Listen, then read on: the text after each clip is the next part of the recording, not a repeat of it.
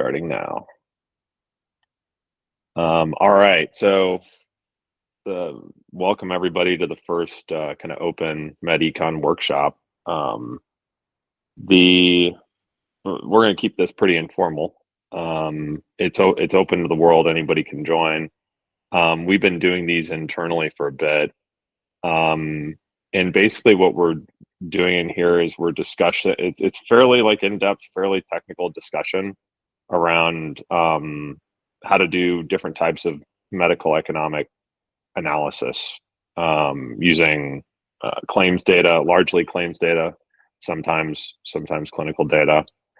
And really what we're trying to do as with the Tuva project is the idea is like, all of us who've been in healthcare data and analytics have all this deep knowledge about the domain and how to do different types of analytics.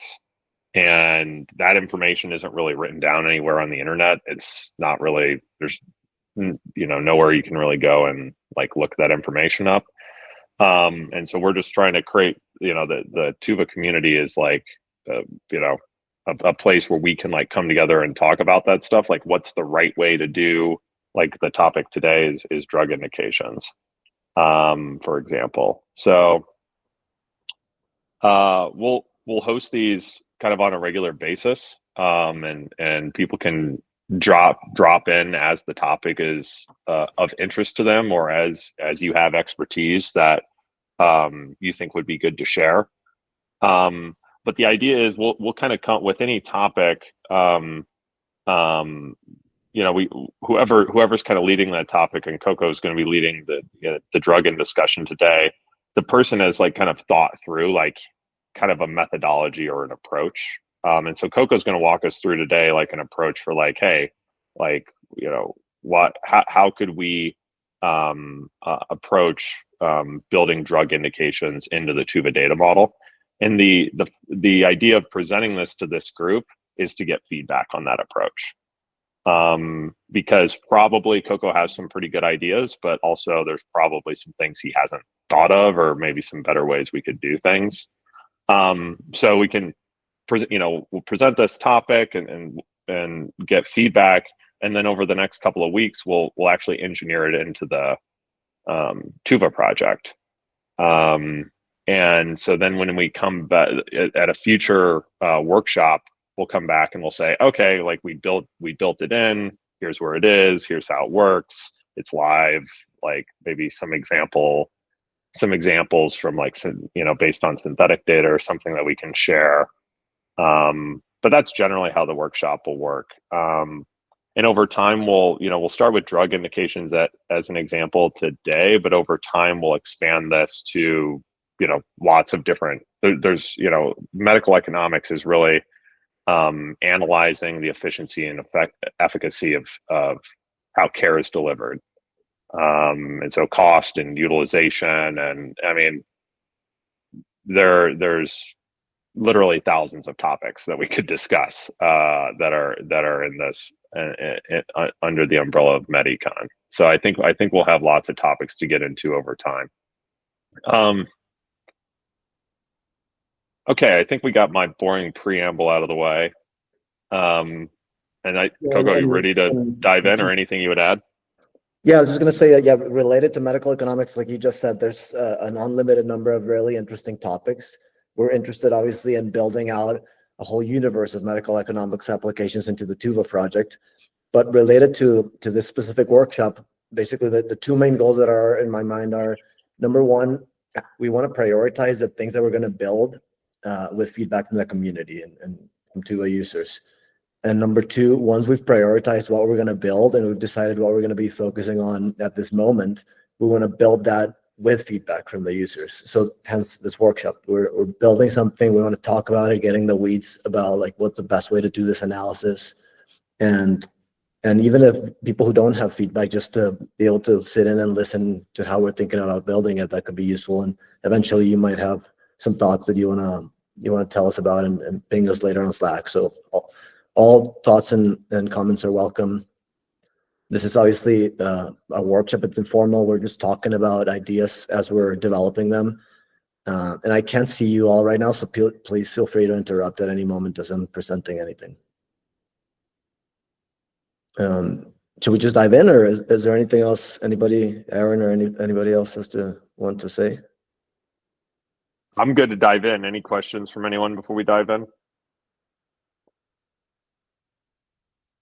All right, let's do it. So the agenda item for today is one item, drug indications. We want to talk about this idea. What does this even mean? What are we thinking about when we talk about drug indications, and how we want to build this into the Tuva project? So first of all, for those of you who are not familiar with the Tuva concept library, the Tuva concept library is a collection of hundreds of concepts that we have value sets for and that are defined out of the box in the Tuva project. Most of these concepts are conditions, but there's also therapies and there's also diagnostic tests as concepts. In the future, there will be probably other types of concepts that we will build into the Tuva concept library. Things like encounter types or service categories are different types of concepts that you can tag claims with, for example. But currently in the Tuva concept library, there's 24 different drugs or concepts for these 24 different drugs. So there's value sets to define them, and we can identify when any patient in a population is on any of these drugs. So this allows us to use codes like RX norm and NDC that are present in the raw data to identify when any patient is on these drugs, and to be able to calculate treatment periods for these drugs, and be able to say, this is the date when treatment started, this is the date when it ended, and so forth. So the goal for this new analysis is to automatically identify what conditions are patients in our data set receiving treatment for when they're using these drugs. So one of the questions that we want to talk about today is there anything else? Is it simply just knowing what condition is the patient taking this drug for? So we want to determine why patients in our data set are taking any of the drugs that are currently in the Tuva concept library. And the approach to do this is the following. So this is a proposal that we want to get into the weeds about today. We take one drug at a time, and we determine a list of indications for that drug. So that allows us to create a table that looks like this for each drug. So basically here I'm just showing an example of what the table would look like, showing only drugs or only rows for one drug, prednisone. And so for this particular drug, there's this list of indications, but you can imagine there being multiple rows for every other drug that's in this table, indicating or showing all the indications. So all of the drugs that are on this table need to be in the Tuva concept library, because we need to have a value set to define the drug and identify when a patient is on it. And similarly, all of the indications on this table need to be also in the Tuva concept library, because we have to have value sets to identify and know which patients have those conditions. And adding these concepts to the Tuva concept library is the bulk of the work, because that involves creating value sets for each drug, creating a list of indications for each drug. And then for each of the indications that we've created associated with each drug, we have to create a value set to identify the presence of that condition in the patient population. So creating these value sets, it's kind of like a research project. But once that's created, that allows us to do interesting things. So for each person that is on one of these therapies, we can calculate the earliest treatment date when they started having that therapy. So for example, let's say patient X is on prednisone, and we have determined when they started taking the drug and when the first treatment period ended. Really, the only thing that matters is the start date, because we want to know what conditions the patient had before they ever started taking that drug. Obviously, if the first diagnosis for a condition appears after the patient started taking prednisone, they did not start taking prednisone to treat that condition. So we look at diagnosis dates for all prednisone indications this patient has prior to the first time they started getting on the drug. And if the patient has more than one condition listed as indications for this drug, what options do we have? One option is to list the multiple conditions as potential indications for the drug. The other option is to just select one. If we're only going to select one, how do we select one?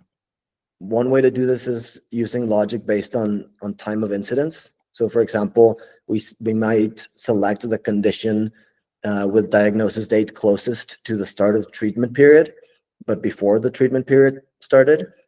Or we could have logic based on some kind of hierarchy. For example, a patient on prednisone has both asthma and lupus. If that happens, we always select the lupus as the indication for prednisone.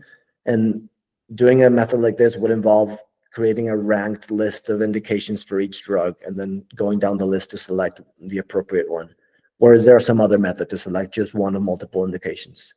Now, considering this scenario again, where a patient has multiple conditions that are listed as indications for prednisone in a reasonable time period before they started taking the drug, our proposal is that there is no way to know which condition they're taking this drug for. So therefore, we must surface both conditions or all available conditions as potential indications for this drug. Another question is immediately obvious here is what is a reasonable time period before they started treatment to look at potential indications occurring? We're proposing 90 days. So any conditions that a patient has in the 90 days before they start taking the drug for the first time and are listed as indications for the drug, they're all surfaced as potential indications. So for any patient on a given drug, for example, patient X on prednisone, we may have 0 or more indications for that drug that appear in the 90-day window before they first started taking the drug. And we may have 0 or more indications for that drug that appear in all of time before they started taking that drug. So we may create a table that looks like this.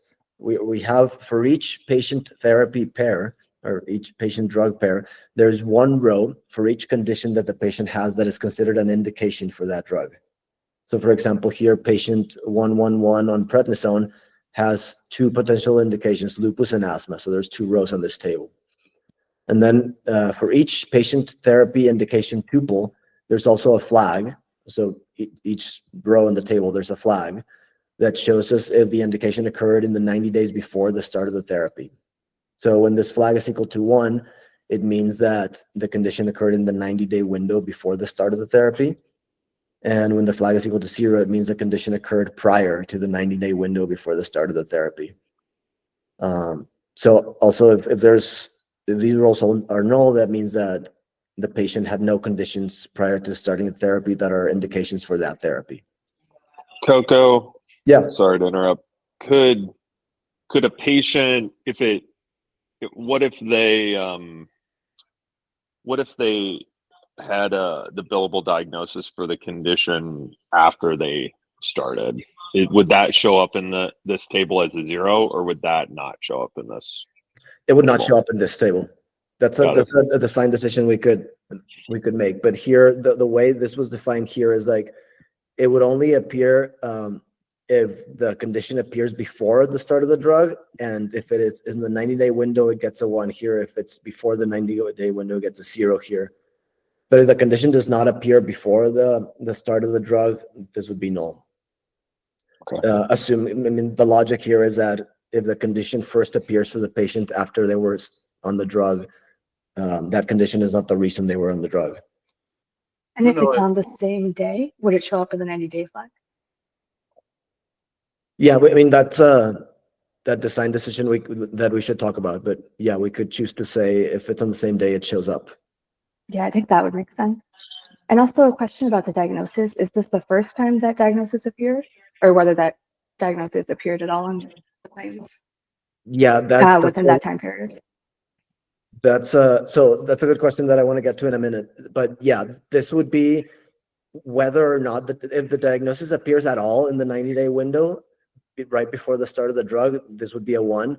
And if it does not appear in the 90-day window, but it appears before that 90-day window, this would be a 0. So it doesn't matter how many times the diagnosis code appeared.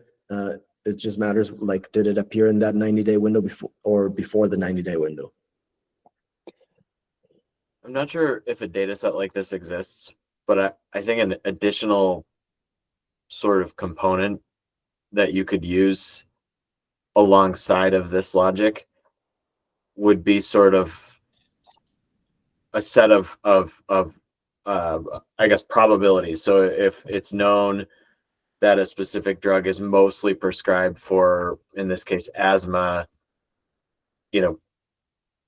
if you had a source data set, you could say, okay, 80% of the time the prednisone is prescribed for asthma. You could have a probability weight to sort of fold into this for circumstances where you have a couple different conditions that it could be. I can't think of a good data source for where you would get that, because I think just drug indications are hard, which is why we're having to do this, but Yeah. could be useful. Yeah, I mean, if that list of probabilities existed somewhere, that would be a useful table, I think, to have almost like together with this. So you could see all potential indications, and then based on the probabilities, choose to rank them or select one from the list of all potential ones. If you had a large enough claims data set, could you just compute the relative, like basically just run this and compute the relative frequencies for every, and then include that like statistic? Yeah, I think that could be computed. Although like we wouldn't know the true indication. If more than one indication occurs, we wouldn't know the true one, but You could almost throw out the multiple indications from that weighting sample, and then Yeah. yeah, you create it only based on cases where there's one indication. Wait, I don't think I follow. Yeah, like if you have this table, and this table has patients that have multiple indications, right? So patient 111 has 2 indications for prednisone. But if you got rid of all of those cases and only included rows where a patient only has 1 indication for the drug, and then based on that table, you compute the probability, how frequently each indication occurs. No, I don't think so. I think you get your big claims data set, right? Whatever it is. And then you compute all indications so they can have so you compute this full right? table. And then you get a number between 0 and 1 for like what proportion of what's the denominator? Yeah, the denominator is the number of rows in this table for prednisone, and the numerator is how many have a particular indication. Yeah, that makes sense. So we could compute a probability table based off of this table. And then you could use, and then if we had those probabilities, then you basically append that probability column to this table, and then if somebody wanted to collapse to a single indication from those probabilities, they could do that. Yeah, and then that gets rid of the hierarchy problem with the using a hierarchy to do that just seems completely fraud. Like that's probably not a good approach. But if we computed the probabilities, that would be something that we compute on some large data set, and then include those probabilities as a seed file in the Tuva project. So you're always, or you're talking about computing the probabilities on the fly on your own data. No, some large data set that we get access to. Yeah. The other circumstance, prednisone is a good example. Like, my daughter had some like fever condition, and they gave us prednisone. And they said, use this when you need it. And it's like, that could happen 6 months later.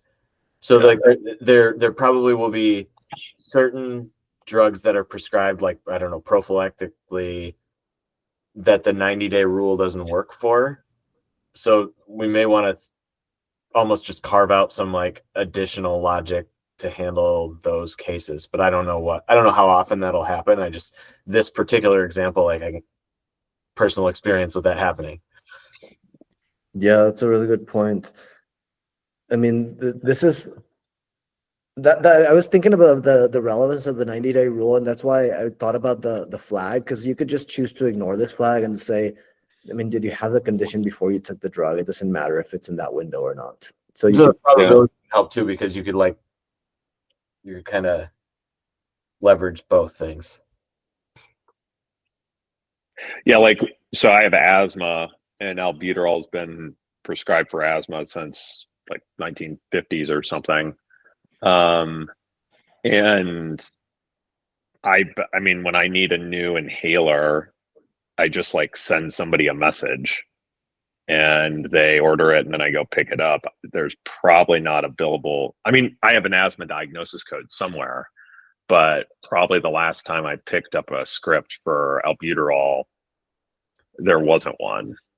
Or the more likely scenario is you got that claim and then you like you change insurance carriers because the year turned over and your company changed whatever, so you're not in the claims data set anymore. I mean, I guess there's circumstances that'll arise depending on people's data sets where they're missing the claim but they see the drug, which is actually like the whole idea behind suspecting, right? Risk suspecting is largely based on drugs and indications,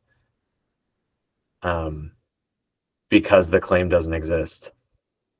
Exactly. Like, yeah, in theory, that would be a practical use case of this table or analytics that could come out of this. Is you're like, okay, the HCC related to diabetes or the HCC related to asthma or whatever it is. Look for now. Now I know the specific drugs that I have to go look for. Mm-hmm.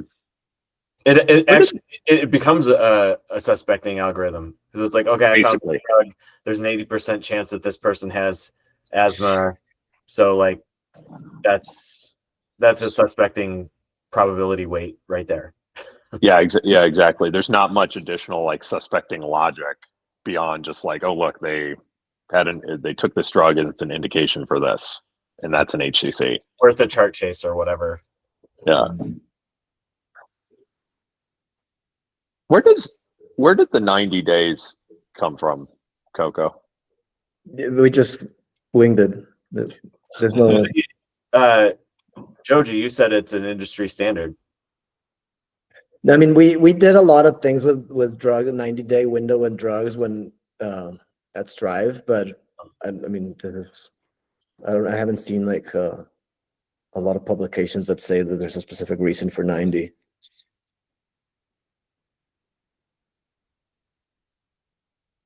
Did you do any sort of like lit review on the, is there like anything written about how to do this? I'd be shocked if there was, but I mean, somebody has probably done this for some analysis and written about it in some paper, but I mean, when I was at Payers, the risk adjustment teams were doing versions of this, but it's not written, right? It's proprietary. It's something we could get some intel about or like talk to some people who have done suspecting algorithms, but like this whole concept is like the underpinning for risk suspecting. Yeah. I mean, if we calculate that probability weight table off of a large data set, that seems really valuable for suspecting, because you can take rows like this where this person 444 has no indications for prednisone, but we know that's where we do the suspecting for all the rows that have a null here. As for the 90 days, I wonder if it comes from the fact that refills are often for 30 or 90 days. I don't know if that's relevant here. Yeah, that makes sense. I didn't even think about that. Yeah, I didn't think about that either.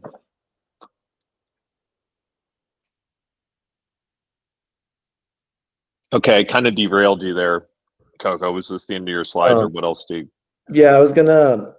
Well, here, this obviously I was just gonna show how this table allows us to see all indications that occurred for each drug, and with the 90-day flag, you can see if it happened in that window.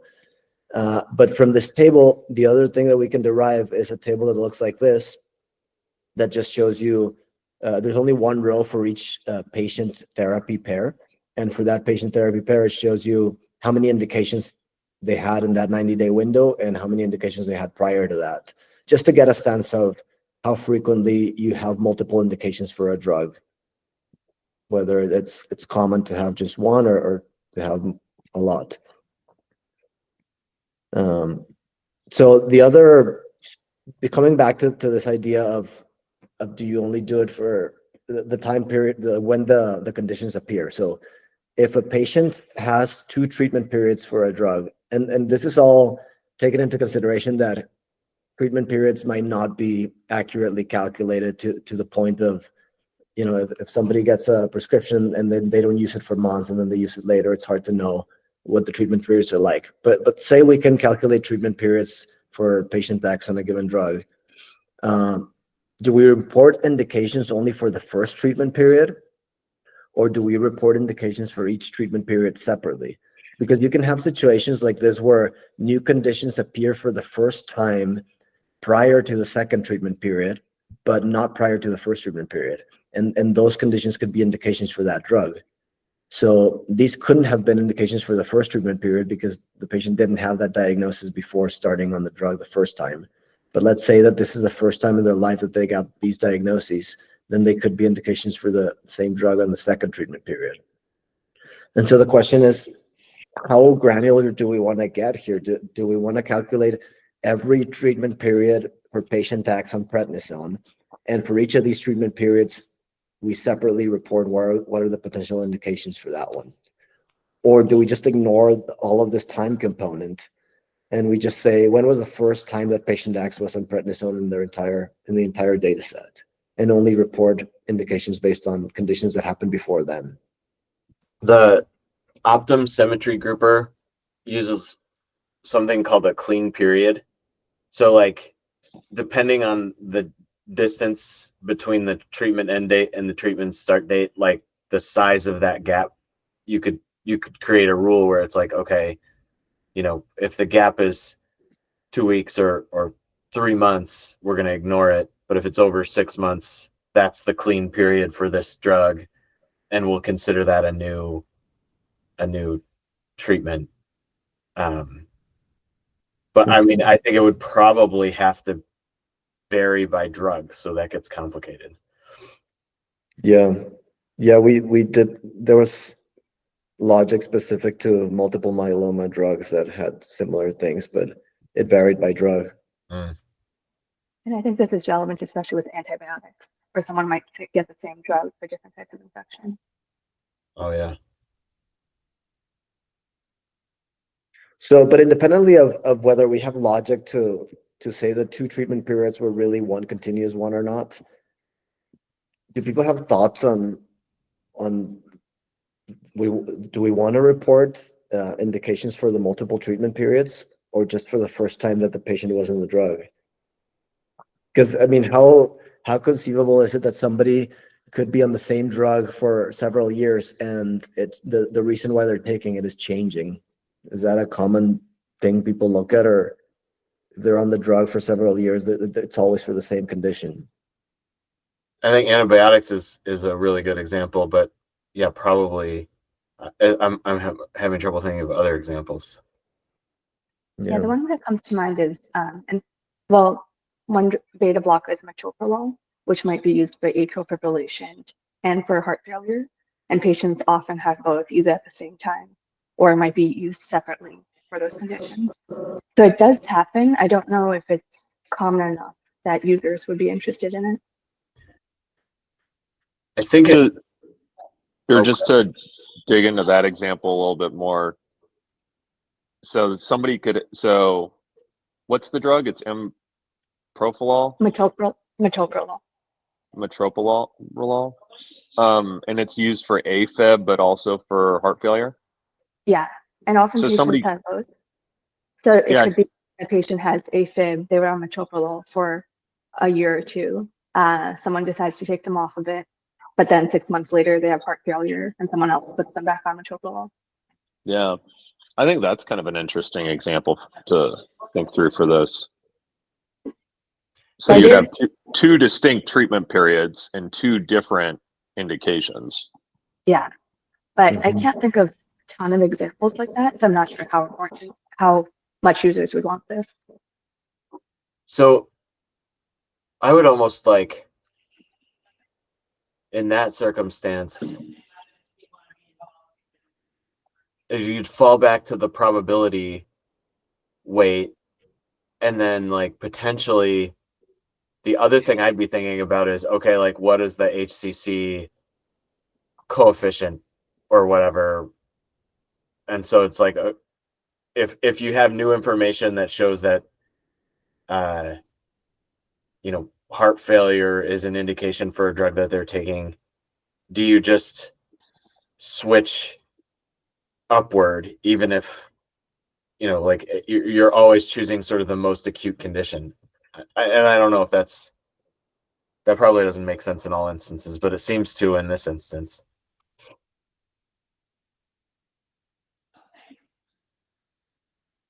So you would have a a hierarchy of all indications for a drug ranked in terms of from the most acute to the least acute? You'd have a hierarchy of conditions, and when there are two conditions that are indicated, you'd pick the more acute condition. But you would also, like, I would also want to consider, like, how likely is it, it's that other weighting, right? Like, how likely is it that that drug is used for this condition, and how acute is the condition? Yeah. So how would metoprolol? Gosh, I'm having trouble with that. Usually, I'm good at drug names. How would that work? So if we just did it like kind of, so AFib diagnosis, start taking the drug, stop taking the drug. So, and then 6 months later or 2 years later, whatever, CHF diagnosis, start taking the drug. Those would be two distinct treatment periods. And so that would result, if in the table where we're flagging these things, that would be two records, right, Coco? Yeah, exactly. With how it was proposed previously. Yeah, you would have these two records, and so it's basically what's in this picture here. You would have these two treatment periods separated in time, and there would be new diagnoses appearing before the second treatment period, but not before the first treatment period. Mm-hmm. I And think that so, makes sense. Oh, I think it makes sense, and it goes along with what Paul was saying about acuity. Like if heart failure popped up as a new diagnosis and the patient was back on metoprolol, then it's probably for the heart failure. mhm.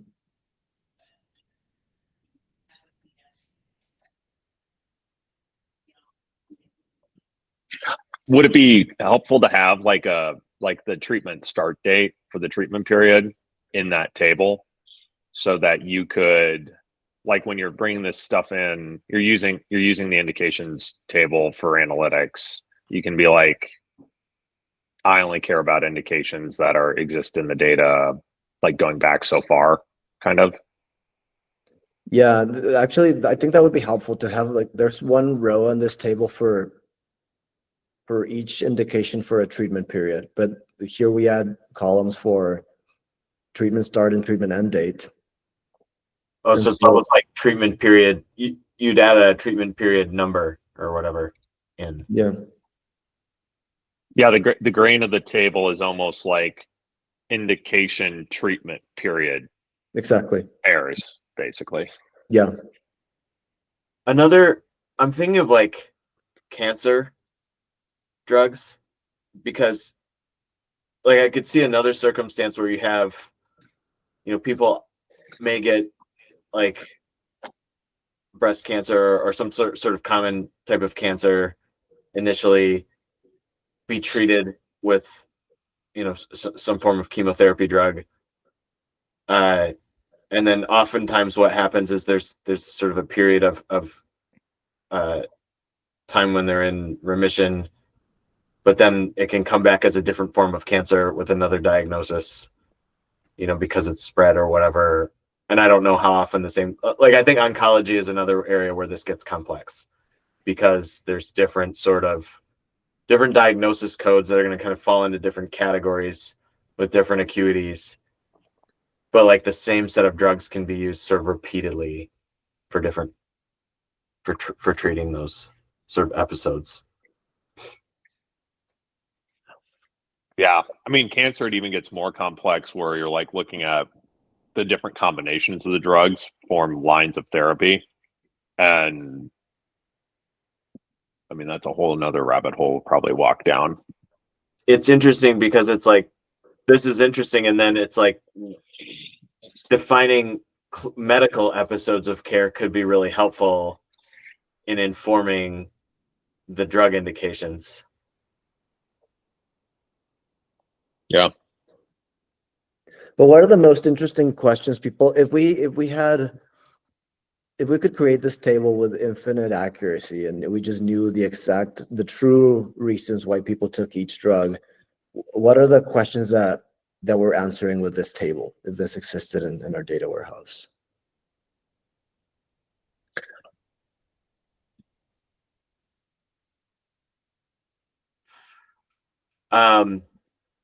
I can think of a couple use cases.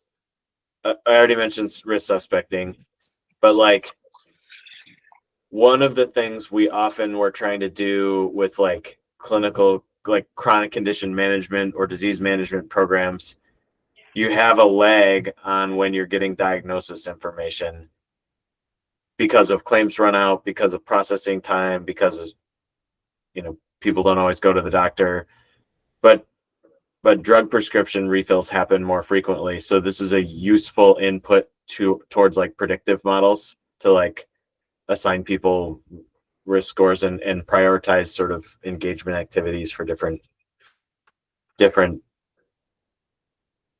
for any number of like clinical interventions. Like that's what I would want to use this for first. It's like there's a med adherence use case, right? Maybe. Yeah, there definitely could be a med adherence use case. Because you're like, with med adherence, you're like, okay, let's make sure the people are taking the medications that they should be, because that's going to help keep them out of the hospital. That's med adherence at a high level. And so then you're like, but you kind of have, when you're trying to do that analysis, you got to go disease by disease, right? And so it's like, okay, CHF, okay, what are the drugs that are indicated for CHF? Who is, being good about refilling their prescriptions? Because we actually don't know if they're taking them, but the prescription fill is the best proxy we can do. And so to do that analysis, you basically have to have a table like this as like kind of an input. Is that? The way I was thinking about it is like a person goes into, I don't know, an outpatient facility and gets a diagnosis, and then they get a prescription. Both of those claims are incurred on the same day, but you don't see the medical claim for 2 months. But that drug might be a trigger for some sort of like care management activity. And so like if I'm running a care management program, I want to hook up to like SureScripts or something, that gives me a daily set of data that's much more real time and actionable than that claims data set. Yeah. So that's in addition to the med adherence use case. Like that's the other thing I think I would want to use this for. Yeah. So in that example, Paul, you're saying like, I don't know they have CHF or whatever yet, but they have started on this drug. And so that basically maybe feeds them into like, ooh, we should like check and see what's going on. The care manager should like that informs prioritization of outreach or something. Yeah, actually, like to put it in a more specific use case, like at Livongo, we were managing diabetes. We, had the members had a device. We were able to like push prompts to that device and sort of engage with the member in real time. And there's apps and things like that. So if their diabetes like started to turn into something that indicated like CKD, and they got a diagnosis of CKD, like that might change their program, and there might be education materials and things we'd want to send them. I don't know if there's CKD medication, but that could be like an indication. That's an early warning, so you could really like get in and start educating them and potentially get them on that program sooner, and I don't know, head off something. That's probably not the best example, but that's what I can think of. Yeah. Yeah, that makes sense. And obviously, like you said, risk suspecting, you could say like, well, when you're doing HCCs or something, you could just do suspecting based on you're taking drugs for this condition, but you don't have the condition. So maybe we need to code it. And risk suspecting, I feel like that's a good place to sort of explore. Like maybe we should all explore a little, because that's been around for so long and there's so much money involved in it that like it may be that there's techniques that people have used that we should be thinking about. I just learned recently there's a couple of like guides for doing suspecting.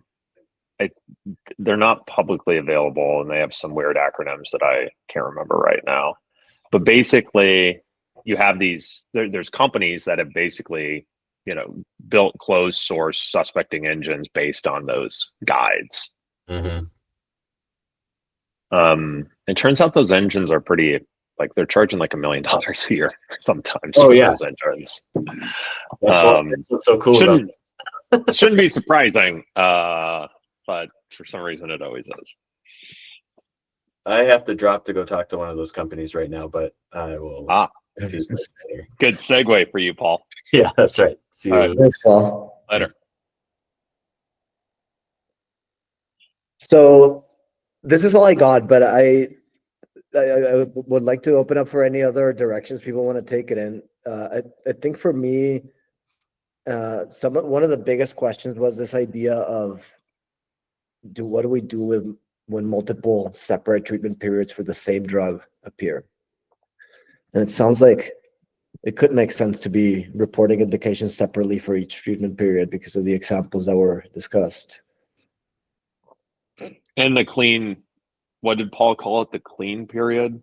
Yeah, so that we can have some when we did this for multiple myeloma, it depended on the drug. So I don't know how maybe we can make a simple version where we say we have a gap of 6 months across all drugs, and as long as the treatment periods are separated by more than 6 months, then we consider them separate. But if not, we just join them into the same treatment period.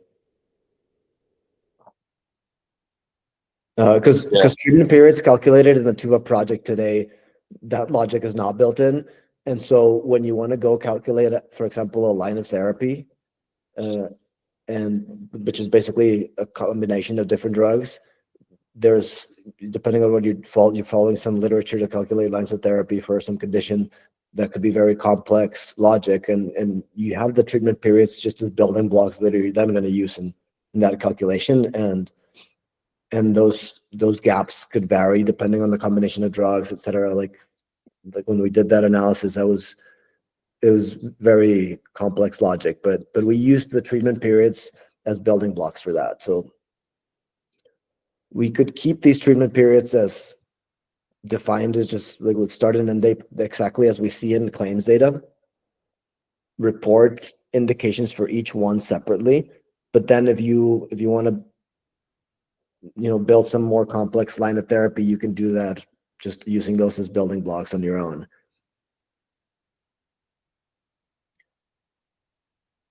I don't have a clear, strong view of like what this like logic should be in terms of gap between treatment periods. So I feel like that just is like a V2. Like I feel like we almost come back to that unless somebody has like oh yeah, we should use 2 weeks or 6 months or like whatever. Unless somebody has a strong opinion on that. Yeah, I feel like it's going to vary so much depending on what the use cases are, and often like people with specific use cases like diabetes and CKD, they probably have their own logic that they want to use. Yeah. But I think these gaps should be at least 3 months because that's the refill rate usually, and often there's a gap that's even longer. So at least 6 months, I think, makes sense. Yeah. Oh, Coco, what do you do if like the data is relatively new and we just don't have the end? Like, what if we can't compute an end date? Or do you just like, what is it? It's the start date is based on the dispensing date from the claim. Yeah, and then the end date is like the days filled that you have. So you can always compute an end date. So you always compute an end date as long as you have the day supply. Well, but except you don't exactly know, because if they fill another, if they do a refill in that window or whatever, then yeah, they do a refill in that window, then the treatment period gets extended. As soon as you get that new data point, the treatment period gets recalculated. And but before you have that data point, the treatment period had an end date, which could change in the future. Is that done at the NDC level? Like, so you see the exact same NDC prescribed, or some other higher level? No, it's at the level of the concept. So like in the Tuva concept library, there's a concept for prednisone, and that a lot of different NDCs and RX norms roll up to that. So you can take a different NDC, but as long as it's the same concept in the concept library, it falls under the same drug name.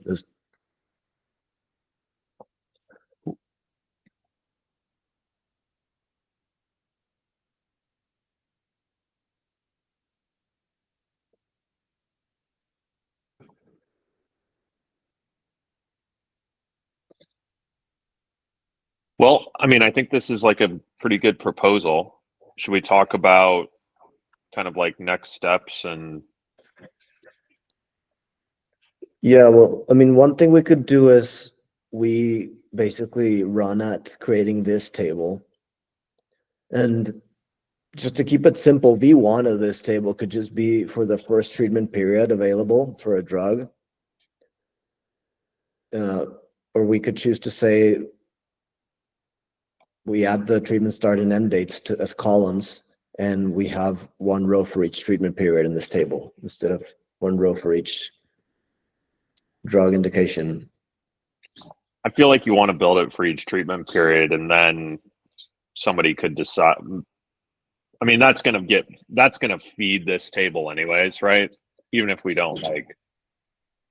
Yeah, and it's honestly, I mean, it's not that much more complex to build it for each treatment period, so we might as well just do that from the start.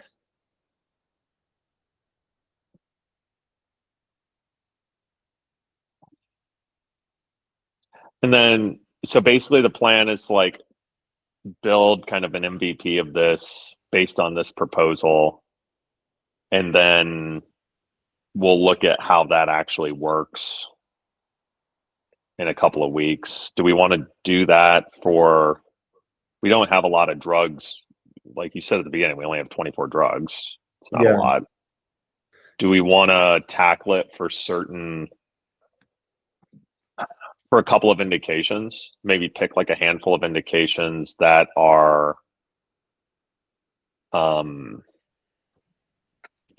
like HCCs, going back to the use cases, right? So like, a couple like diabetes, asthma, take a couple of conditions, and then for those indications, build out the drugs that are indicated for those, and then, or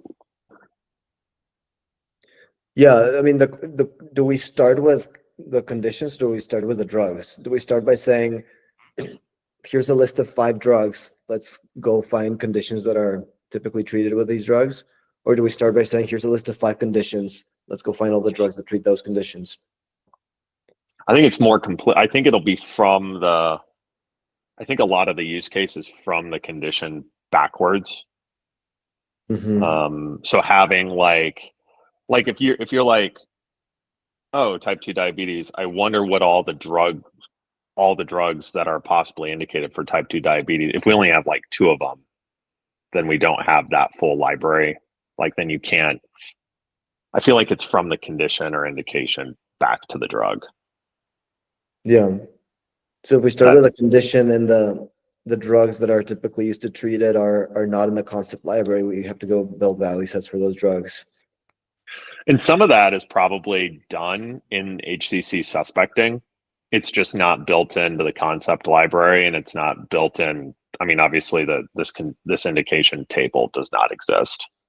But those specific, like I think there's like 5 or 6 conditions that we've done suspecting for. I think diabetes might be one of them, and I bet there's drug lists. I don't know if they're complete.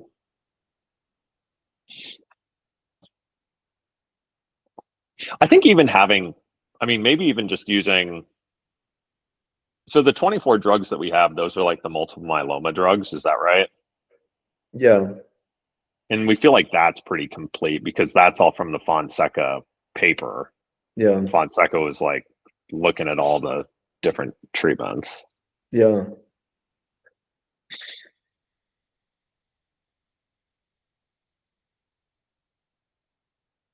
So I mean that's a good place to start, to just build it for multiple myeloma. I'm not, I mean, I'm not familiar with the use cases specifically that Tuva users are interested in, but I think this would be most useful for medications that could have multiple indications. So much, like for example, heart failure, I think is a popular topic for companies to look at. And a lot of those drugs could be used for multiple indications. So in that case, I think it'd be helpful to see, does this person have like 3 or 4 indications for this drug, or if it's just for heart failure? Oh, that's almost like going at it the other way. From the drug, you start with drugs that you like, Humira, to take a different example, but like you're saying start from the drugs that you know. I mean, we could probably come up with a list of drugs. I mean, to be honest, ChatGPT could come up with a list of drugs that are like prescribed for lots of different conditions, and we could just actually go at it from that way, from the drug way. Yeah, that's true. Because I think Yeah. that's where it makes sense, because otherwise for each diagnosis that has specific medications for it, the user could just look that up anyway. Yeah, it's not actually that interesting. Or yeah, good point. Mhm. What if we do that, Coco? I mean, so there's like data architecture work here to like build out these tables, but then we just kind of take we ask ChatGPT to give us a list of drugs that might be interesting to start with. I'm certain Humira is on that list, but I bet it can give us like 10 or 20 other ones, and we just build out those concepts, and then we can come back and we can be like, well, who's taking Humira? Why are they taking it? Who's taking, blah, blah, blah, whatever. Why are they taking it? Yeah, that makes sense. That's what you're saying, Janine, right? Yeah, exactly. Cool. Yeah, I mean, it's the I like opposite. that. I assume that a lot of the drugs for multiple myeloma are not taken for a lot of things. Well, prednisone. Prednisone's for asthma too. I mean, as you're showing here in your example, I've taken a bunch of prednisone when I was a I don't kid think it's for for asthma. multiple myeloma though, but Oh, it's not. Oh, yeah. that's the prednisolone or whatever. Oh yeah, there's another. Yeah, but I think prednisone is a great example because it's used for a ton of conditions. Yeah. Totally. Okay. Any other? I mean, that feels like a good plan. So we'll work on Coco. You're going to work on this over the next couple of weeks, and then in a future workshop, Workshop, we can just talk about the state of it. probably like I'm guessing like December 12th, because the 5th is the data is the next community meetup, and we're going to be drilling into claims data quality in that. So maybe the week after. Yeah. I'm going to try and post like more of a schedule on Docs so we can have more of a heads up as to when these are happening.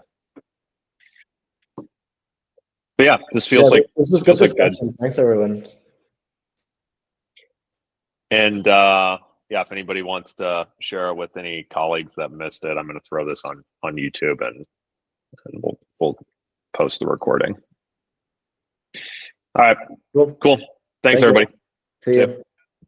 Thank you. Thanks.